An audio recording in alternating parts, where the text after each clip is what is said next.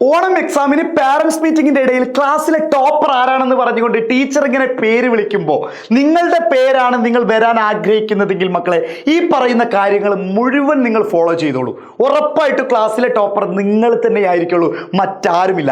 അല്ല നിങ്ങളിത് ഫോളോ ചെയ്യുന്നില്ല, നിങ്ങൾ നിങ്ങളുടെ ഇഷ്ടപ്രകാരം തന്നെ എന്തെങ്കിലുമൊക്കെ ചെയ്യാനാണ് പ്ലാൻ എങ്കിലും മക്കളെ അന്ന് പാരന്റ്സ് മീറ്റിംഗിന്റെ ഇടയിൽ നിങ്ങളുടെ പാരന്റ്സ് എഴുന്നേറ്റ് നിൽക്കാത്ത ഒരവസ്ഥ വരും, അല്ലെങ്കിൽ നിങ്ങളുടെ പാരന്റ്സിന്റെ പേര് പറയാത്തൊരവസ്ഥ വരും. അപ്പോൾ നിങ്ങൾക്ക് ആകെ മനസ്സ് വിഷമിക്കൂലേ? നിങ്ങളാണ് ഒരു മെഡൽ ജേതാവേണ്ടത്, അല്ലെങ്കിൽ നിങ്ങൾക്കാണ് ക്ലാസ്സിൽ നിന്ന് ട്രോഫി കിട്ടണമെങ്കിൽ ഈ പറയുന്ന കാര്യങ്ങളൊക്കെ മക്കൾ ഫോളോ ചെയ്തോളൂ. ആദ്യം തന്നെ മക്കൾ അത് പറയുന്നതിന് മുമ്പ് എന്തൊക്കെയാണ് നമ്മൾ ചെയ്യേണ്ടത്, ഓണം എക്സാമിലെ ടോപ്പർ ആവാൻ നമ്മൾ എന്തൊക്കെയാണ് ചെയ്യേണ്ടത് എന്നുള്ളത് പറയുന്നതിന് മുമ്പ് ഒരു കാര്യം പറഞ്ഞുതരാം. നമ്മുടെ സൂപ്പർ ബാച്ച് നിങ്ങൾ കേട്ടിട്ടുണ്ടാവും. സൂപ്പർ ബാച്ചിനെ പറ്റിയിട്ട് എന്താണ് ഈ സൂപ്പർ ബാച്ച് മക്കൾ? കേരളത്തിൽ ഏറ്റവും കിടിലൻ അധ്യാപകരുടെ ക്ലാസ് നിങ്ങൾക്ക് കിട്ടുന്നുണ്ട്.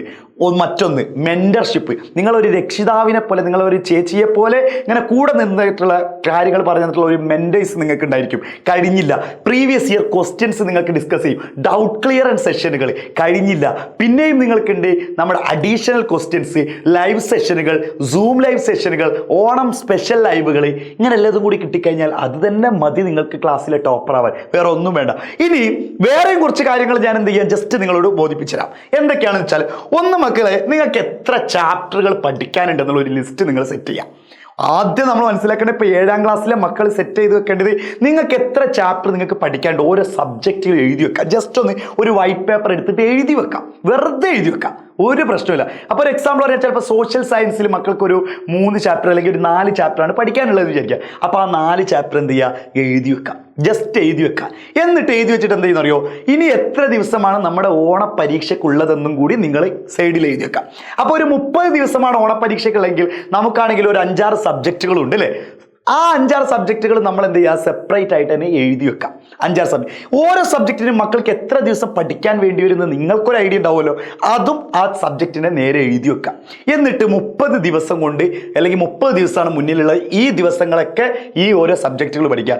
മാത്രമല്ല മക്കൾ ചെയ്യേണ്ടത്, ടഫ് സബ്ജക്റ്റ് ഏതാണെന്ന് കണ്ടെത്തണം.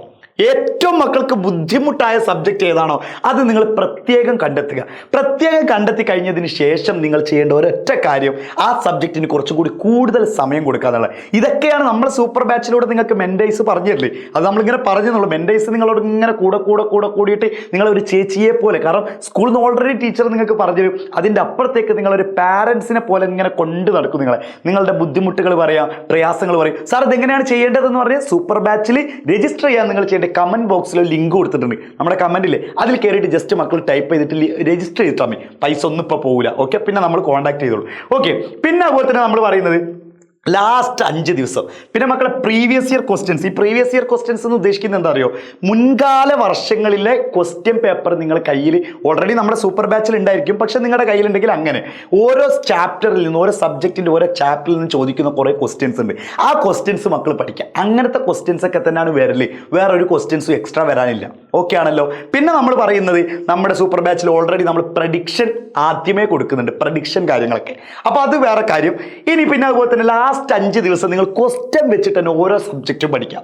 ക്വസ്റ്റ്യൻസ് വെച്ചിട്ട്, ഒരിക്കലും മക്കളെ തിയറി ഇങ്ങനെ പഠിച്ചു പോയത്, ക്വസ്റ്റ്യൻസ് വെച്ചിട്ട് തന്നെ പഠിച്ചു പോകും. ഇങ്ങനെയൊക്കെ പഠിച്ചു പോയി കഴിഞ്ഞാൽ നിങ്ങൾക്ക് ഒരു ഉറപ്പ് തരാം, ഓണം എക്സാമിന്, ഓണം വെക്കേഷൻ കഴിഞ്ഞ് നിങ്ങൾക്ക് പാരൻസ് മീറ്റിംഗ് വരുമ്പോൾ ആ പാരൻസ് മീറ്റിംഗിൽ നിങ്ങൾക്ക് ഹാപ്പി ആയിട്ട് നിങ്ങളുടെ രക്ഷിതാവിൻ്റെ മുന്നിൽ നിങ്ങളാണ് ക്ലാസ് ടോപ്പർ എന്ന് ടീച്ചറുടെ നാവിൽ നിന്നും വരുന്നതും കാത്തിരിക്കാം, കേട്ടിരിക്കാം, രസകരമാക്കാം. അപ്പോൾ മക്കളെ മറക്കരുത്. ഒന്നല്ലെങ്കിൽ നമ്മൾ ഏറ്റവും നല്ല കാര്യം സൂപ്പർ ബാച്ചിൽ ജോയിൻ ചെയ്യുക എന്നുള്ളതാണ്. കമന്റ് ബോക്സിൽ അതിൻ്റെ ലിങ്ക് കൊടുത്തിട്ടുണ്ട്, സെറ്റാക്കാം. Thank you.